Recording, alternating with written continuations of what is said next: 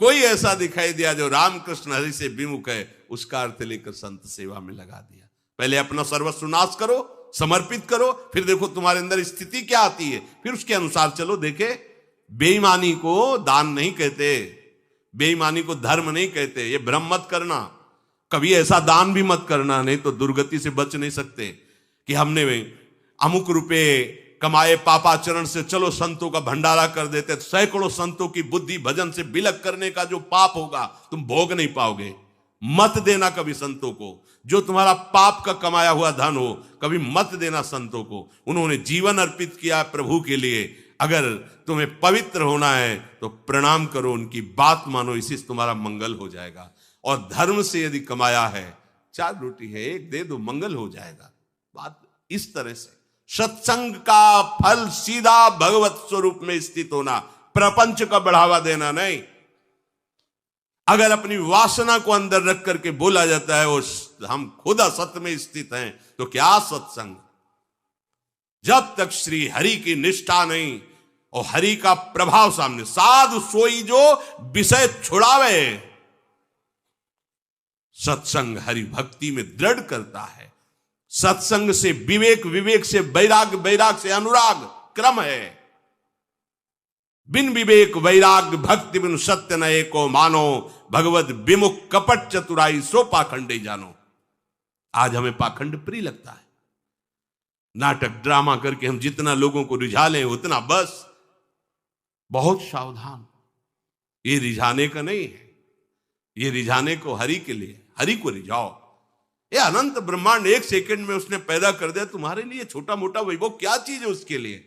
तुम्हारे छल कपट की जरूरत है, तुम्हारे नाटक ड्रामे की जरूरत है। उसी का नाटक बहुत बड़ा है, उसी के नाटक को जान जाओ तो तुम नाटक से मुक्त हो जाओगे। जगन नाटक वैभवा, गोपाल शास्त्र नाम में प्रभु का एक नाम है।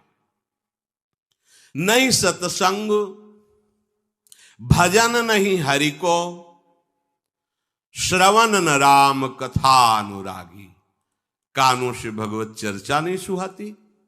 बस वो बात बताओ जिससे हमारी कामना की पूर्ति हो जाए। जो कहो हवन कर दें।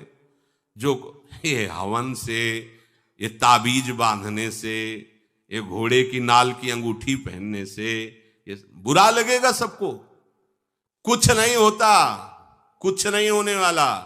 पापाचरण करो, पूरा 1 टैंकर तेल चढ़ा दो शनि भगवान में, पर तुम्हारा नाश करेंगे। क्योंकि वो तेल से प्रसन्न नहीं होते, वो हरि के शरणागत से प्रसन्न होते। ये सब हरि के अनुचर हैं, सब हरि के अनुचर हैं। जानकी नाथ सहाय करे तो कौन बिगाड़ सके नर तेरो। है ये शुक्र शनिचर राहु केत सब क्षण में हुई है तेरे चेरो। जानकी नाथ सहाय करे, कौन बिगाड़ सकता है? महाप्रभु हरिवंश चंद्र जी कह रहे, जो पे कृष्ण चरण मन अर्पित तो करी है का नवग्रह रंक। ये बेचारे नवग्रह भिखारी क्या तुम्हारा कर सकते हैं? यदि तुम बादशाह श्री कृष्ण के दास हो तो ये चाहे जिस नक्षत्र में बैठे हो तुम्हारे अनुकूल चलेंगे, तुम्हारे अनुकूल चलेंगे। तेल चढ़ाने की जरूरत नहीं, अपने को चढ़ा दो श्री हरि के चरणों में। और हरि से विमुख हो तो तेल नहीं, तुम चाहे तेल की फैक्ट्री इन्हीं के ऊपर लगा दो, लेकिन ये सेवक हरि के हैं और हरि के तुम विमुख हो तो ये प्रसन्न हो ही नहीं सकते, तुम्हारा पतन ही होगा। पर ये संसार समझता नहीं। भगवान नाम से मतलब नहीं, भगवत आराधना से मतलब नहीं। अरे भाई ये लोकपाल हैं, जानते हो भक्त को भी काम क्रोध क्यों सताता है? ताकत नहीं इनकी प्रवेश कर जाए, अहंकार है इसलिए। और भगवान को अहंकार अच्छा नहीं लगता, इसीलिए भगवान के सब दूत हैं, चढ़ बैठते हैं। देख तू कितना बड़ा साधक, कितना बड़ा भजनानंदी, दिखा हमें।